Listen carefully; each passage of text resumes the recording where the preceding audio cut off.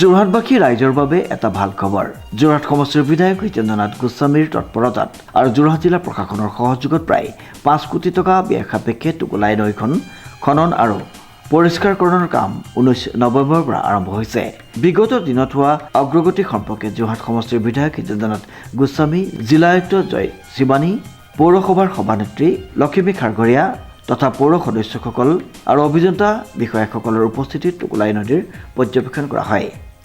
আমাৰ MLA fund বা তেনেকুৱাৰ পৰা এইটো পইচা সম্ভৱ নহয় আৰু গভৰ্ণমেণ্টৰ সাধাৰণতে কি হয় ফ্লাড কণ্ট্ৰল ডিপাৰ্টমেণ্ট বা তেওঁলোকৰ পৰা আমি এইখন সৰু নদীৰ কাৰণে পইচা বিচাৰাটো উচিতো নহয় আৰু সম্ভৱো নহয় তেওঁলোকৰ কাৰণে, কাৰণ ব্ৰহ্মপুত্ৰ ভোগদৈ এইবিলাকত বহুতখিনি পইচা আমাৰ দৰকাৰ হয় চৰকাৰ আমাৰ ডিপাৰ্টমেণ্টৰ। কিবা এটাৰ কাৰণে ভগৱানৰ কৃপা এইবাৰ অসম চৰকাৰে আমাৰ যোৰহাট মিউনিচিপালিটি বৰ্ডলৈ যথেষ্টখিনি টকা চেংচন হৈছে। আমি পোৱা নহয়, অসমৰ বিভিন্ন মিউনিচিপালিটিও পাইছে, কিন্তু এটা হেভি এমাউণ্ট আমাৰ ইয়ালৈ আহিছিল আৰু মিউনিচিপালিটি চেয়াৰমেন বাইদেৱে তেওঁ সেইটো কথা আমি আলোচনা কৰিছিলোঁ।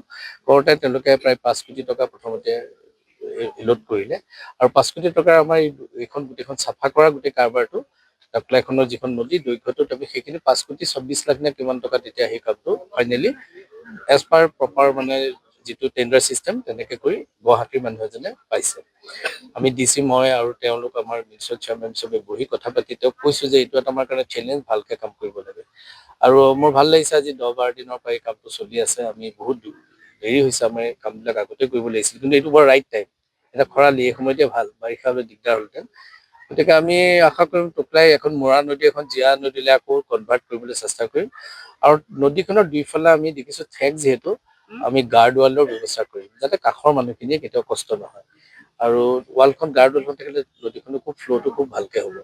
আমাৰ চেলেঞ্জ কিছুমান এতিয়াও আছে, এতিয়ালৈকে আমি চেলেঞ্জটো পাৰ হৈ আহি আছোঁ, মানে এতিয়ালৈকে কোনো আপত্তি কৰা নাই আৰু ইয়াত আমি ব্যৱসায় অঞ্চলবিলাকৰ মাজেদি যাম, সেইবিলাকতো কোনো এতিয়ালৈকে মই ভাবোঁ আপত্তি নকৰে আৰু আপত্তি কৰিলেও নচলিব, কাৰণ যোৰহাটৰ ভালৰ কাৰণে এইটো কাম কৰিছোঁ আৰু যোৰহাটক এখন ভাল নগৰলৈ মহানগৰলৈ পৰিৱৰ্তন কৰাৰ এইটো এটা আমাৰ সপোন আছিল আৰু আমি এই ক্ষেত্ৰত মিউনিচিপালিটি DC আমাৰ দেশ প্ৰশাসন আৰু চিনিয়ৰ চিটিজেন আমাৰ কিছু ইঞ্জিনিয়াৰ আছে, মৃদুল ভূঞা আছে, তেওঁ একদম ভলণ্টাৰীলি কাম কৰে। তেওঁ ৰিটায়াৰ হৈ গ'ল যিটো ইঞ্জিনিয়াৰ, কিন্তু তেওঁ বহুতখিনি আমাক সহায় কৰে আৰু সেইকাৰণে মই ভাবোঁ যে আমি এই স্কিমটো লৈছোঁ।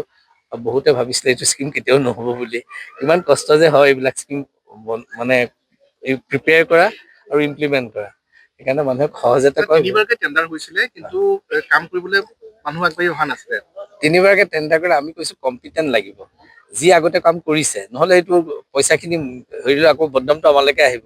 সেইকাৰণে এইবাৰ কিবা এটা কাৰণে এবাৰ 4জন কণ্ট্ৰেক্টৰ মাৰিছিল আৰু তাৰ 2জনৰ কাৰেক্ট হৈছিল আৰু 2জনে মানে তেওঁলোক কোৱালিটি থকা কণ্ট্ৰেক্টৰ আছিল, গুৱাহাটীৰ পৰা আহিছিল আৰু তাৰ মাজত যিজনে বেষ্ট আছিল মানে আমাৰ লোৱেষ্ট বিডৰ কথাও আহে, সেইমতে তেওঁলোকক মিউনিচিপালিটিয়ে দিছিল আৰু দিয়াৰ আগতে আমি তেওঁলোকৰ লগত মই DC আৰু তেখেতৰ আমি এবাৰ আলোচনা কৰিছিলোঁ যাতে এই টকাটো অপচয় নহয় আৰু তেওঁলোকে সেইটো আমাক প্ৰতিশ্ৰুতি দিছিল, কাৰণ আমি তেওঁলোকক চিনি নাপাওঁ, গুৱাহাটীৰ পৰা আহিছে আৰু তাত কাম কৰা আমাক কিছু হিচাপ দেখুৱাইছিলে আৰু I think we are going right in the right direction, কাৰণ এইখিনিলৈকে ভাল যোৰহাটবাসী এটা দেখি আহিছে নহয় নলাটো কিমান বহল, আমাৰ টোকোলাইখন এইটো বহলেই যাব চব জেগাত। উল্লেখযোগ্য যে এই প্ৰকল্পৰ অধীনত নৈখনৰ খনন আৰু পৰিষ্কাৰকৰণ কাম সম্পূৰ্ণ হোৱাৰ পাছতে নৈখন বহনক্ষম কৰি ৰাখিবৰ বাবে দুই কাষে ৰিটেইনিং ৱালৰ নিৰ্মাণৰ বাবেও পুঁজিৰ আবণ্টন কৰিছে।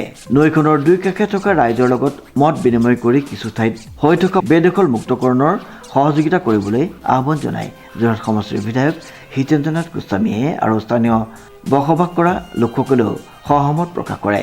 যিহেতু টোকোলাই নদীখন অতি কদৰ্য আৰু আৱৰ্জনাৰে পৰিপূৰ্ণ হৈ আছিল, বিধায়ক হিতেন্দ্ৰনাথ গোস্বামী আৰু প্ৰশাসনে লোৱা এই প্ৰচেষ্টাই নিশ্চিতভাৱে টোকোলাই নৈখনক পুনৰুজ্জীৱিত কৰি যোৰহাট নগৰখনক উপকৃত কৰিব বুলি মত প্ৰকাশ কৰিছে স্থানীয় লোকসকলে আৰু ধন্যবাদ জ্ঞাপন কৰিছে বিধায়কগৰাকীক। এইটো নিতান্ত ছাৰক মই ধন্যবাদ দিছোঁ এইটো চফা কৰাৰ কাৰণে। এইটো ভালেই হৈছে, আমাৰ পানী মানে কমিব এতিয়া আৰু তেখেতে যিটো পদক্ষেপ লৈছে এইটো ভাল পদক্ষেপ, কিন্তু চবথেকে ডাঙৰ কথা হ'ল এইটো যিটো মানে বেদখলকাৰী জেগা যিটো আগত উচ্ছেদ কৰিব লাগিব না, সেইখিনি উচ্ছেদ নকৰিলে টোকোলাইখন সৰু হৈ আছে আৰু এইটো কিছুমান নালা আছে, 6-7টা নালা আছে এইটো চাইডত, সেই নালাখিনি আগতে চাব লাগে। মানুহৰ মানে ঘৰৰ পৰা যিখিনি নালা সংযুক্ত হৈ আছে সংযুক্ত হৈ আছে সেই নালাখিনি প্ৰথমতে বনাব লাগিব, নাই আকৌ মানে নালা নৰ্দমাত আহি পৰি যাব আকৌ। প্ৰতি বছৰে দেখা যায় যে টোকোলা নদীখন চাফ চিকুণ কৰা হয়, হয়, তাৰপিছতো এটা পৰ্যায়ত ৰৈ যায়গৈ। ৰৈ যায়। গতিকে এইবাৰ আপুনি কি আহ্বান জনাব চৰকাৰক? সেইটো এইবাৰ চাইছোঁ যদি লাষ্ট দিনলৈকে ভালকৈ যদি পকা দিয়া হয় তেতিয়া ভালেই হ'ব, বেয়া নহয়। মানে যি মানে পকা ড্ৰেইন চিষ্টেম কৰাৰ কথা ড্ৰেইন কৈছে। চিষ্টেম কৰাৰ কথা কৈছে, এইটো ভালেই হ'ব। হয়, আৰু তেতিয়া স্থায়ী হ'ব নিশ্চয়। তেতিয়া স্থায়ী হ'ব নিশ্চয়। চৰকাৰৰ পদক্ষেপক আপোনালোকে আদৰণি জনাইছে। আদৰণি জনাইছোঁ, ভাল। সেইটো ছাৰক বেছি ধন্যবাদ দিছোঁ মই এইটো। শ্ৰীমন্ত মাধৱ বৰুৱাৰ ৰিপৰ্ট, নিউজ নাও।